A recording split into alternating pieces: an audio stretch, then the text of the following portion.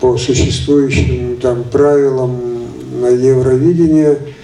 Это искусство, оно далеко от политики, но тем не менее, вот гуманистический смысл этой песни, а песня называется 1944, то есть это год депортации и геноцида крымско-татарского народа.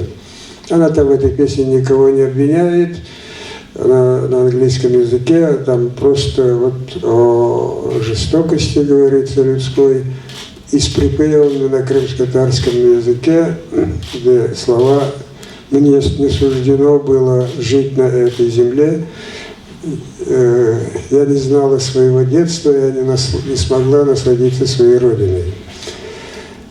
Для нас это очень важно, потому что если Джамала, дай Бог, если она займет какое-то место, но я очень хотела бы, чтобы это было первое место, то престиж Украины и тема Крыма, оккупации Крыма поднимется на небывалую высоту.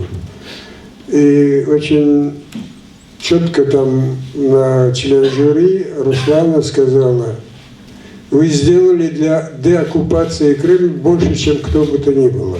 И это действительно, если она займет это место, будет действительно, это будет большая услуга нашей стране, нашему народу.